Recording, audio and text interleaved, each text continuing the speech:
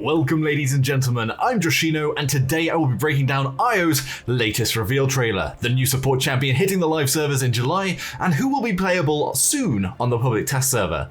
If you want to get the public test server ready, I did a couple of videos on how to get it, which will be in the cards now. I will also be doing a video with the gameplay and full review along with the patch breakdown when the full reveal goes live. Today though, I'll be going frame to frame and pointing out what we can glean about her, Luna, and the realm lore. So I guess folks, yes, this is a spicy speculation. People seem to really want me to say that phrase on the stream, so there you have it. Anyway, let's dive into this spicy analysis. The first frames are interesting in that we've never seen the planet the Paladins characters are fighting on before, and we can glean an idea of the geography of the realm.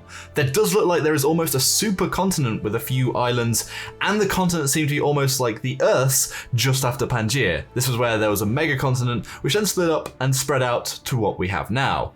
One thing to note is that with the trailer, this is their planet in the past. So, how far in the past is the question? It could possibly be millions of years with Luna and Io being ancient celestial beings.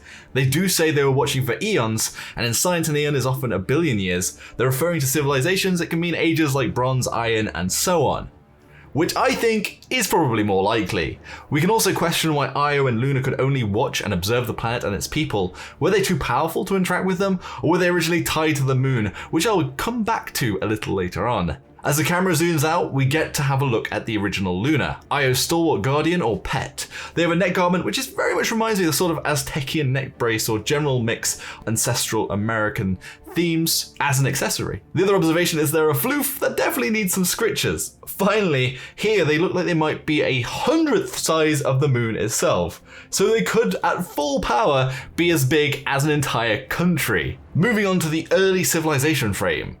This one has so much going on, so much random juicy snippets to pull up here.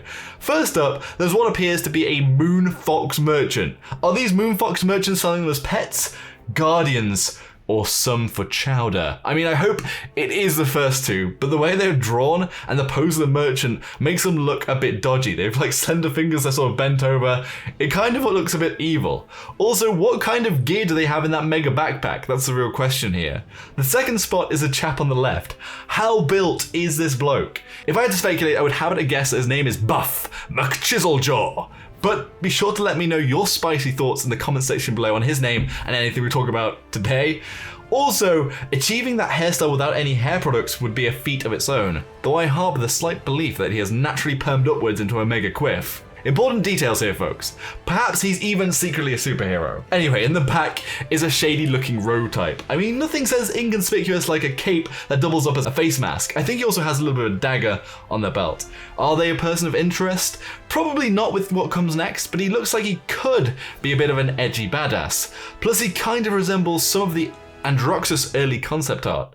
Finally, there is an elf-eared guy looking towards the moon, which currently the realm in game does not have a fully complete moon, which, there we go, next few frames on the full moon and the celestial object that approaches it, then boom, the moon explodes. Before we move on to the interesting part of the object is that it almost clinically hits the center of the moon for maximum damage, and that blast afterwards also looks very unnatural with that red mist. This cuts to people trying to escape the falling objects, which I'm guessing nobody actually makes it here. Interestingly, in this shot, the flowers that were alive before, in other shots, have already died before the impact of the crystal comets. Io narrating then says something else comes, the darkness.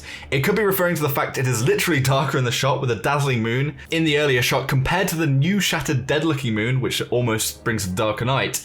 But it could also be towards the darkness that has entered the realm, tying into Atlas lore, whether the darkness and alien creatures teased in Atlas art are linked to the abyss is a little bit more up in the air, if they are kind of a separate kind of darkness. The biggest takeaway on this, and a huge plot point for Paladins, is that the crystals are pieces of Io that are scattered across the land, and that is how magic and champions are formed, harnessing the carcass of the moon goddess. It is kind of creepy in a way. Also, is there a difference between the red crystals and blue crystals that fell? Or are they part of Io originally in the totality? The next scene is the rebuilding of civilization, and it kind of questions whether the red comet that hit it was also a crystal that sort of maybe attracted to the blue crystal that made up Io, and everything scattered after that. The next scene is the rebuilding of civilization and what seems to be like the bizarre region that now is likely Shattered Desert. With the moon being worshipped, Io mentions unworthy of your servant's kindness, which is a bit confusing as to whether she's talking about the moon or perhaps that the people have become Luna's servants as she is their guarding part of the moon's crystal and people have sort of interpreted her as like their guardian spirit. There is an explosion, or a shattering, if you see what I did there, as the area is besieged by the magistrate. The next little frame is the coated guy we saw in Furious and a few of the other teasers. Will this chap make the cut in the future as a champion of the realm? We'll have to see. He also looks quite a bit like the assassin guy from earlier, in the earlier frames before the explosion. Could he be kind of an ancient elf that's a bit of a baddie? In the next frame we see that Atlas is being choked by Terminus, who I'm pretty sure could probably just rewind out of there, though Amani is going in to save him anyway. Plus Luna looks vicious here and is definitely going to maul some magistrate derriere. The next frame, Atlas is looking very badass, I must say. Though he's hurt his ribs, not sure how a chokehold translated into that, though everything on him looks very tattered. Genos is looking at his hands, not quite working out that Charlene was joking that if your left hand is bigger than your right hand, now you have celestial bubonic plague. Also becoming the biggest meme in the realm right now with so many captions and so many different things inserted into their hands, it's pretty hilarious.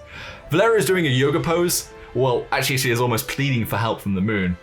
Then the next shot is the moon blasting down, like the light of the sages in Zelda Ocarina of Time. Io first in her celestial form in the air, but then reborn into the more humanoid corporeal form. I'm not sure why Luna isn't also born into sort of a more fleshy existence. She almost hints that she will side with the resistance to unite with the realm in the narration too. So now we can look at her, and honestly, like Amani, she has top tier character design, from a cool huntress tattoo under her eye, to sort of pagan and ancient look of her armor, weapons and garments. Plus her braided super long ponytails and her fox ears and tail are all epic. The weapon, we'll have to see later what it will actually do in action with the gameplay. It does kind of look like a short bow with the moon edges, but there's also no string and she is holding it more like a small crossbow, which is my guess that it is kind of like a magical crossbow, something along the lines of Cassie's weapon. Anyway, that is pretty much it for Luna and Io, and I will say that Luna, also in these frames, looks smaller and more fox-like and slightly more cute even though she's a bit angry. So they both could be extremely diminished in their power, which kind of makes sense as there would be a huge power creep in the realm if she still had godlike powers, though some characters are just like that. Genos 2 seems overpowered on paper, although actually in game that's very questionable. It's almost like the cast of Avengers, sometimes some are S+ tier and some of them really are X, Y and Z tiers. So, what does everybody else think about everything revealed so far? Are you hyped or not? Do you have any new lore theories? Let me know in the comments section below. Thank you all very much for watching. If you enjoyed the content, shoot a moon arrow at that like button and send Luna out to push her nose on that subscribe button. See you all later in the next video. Joshino.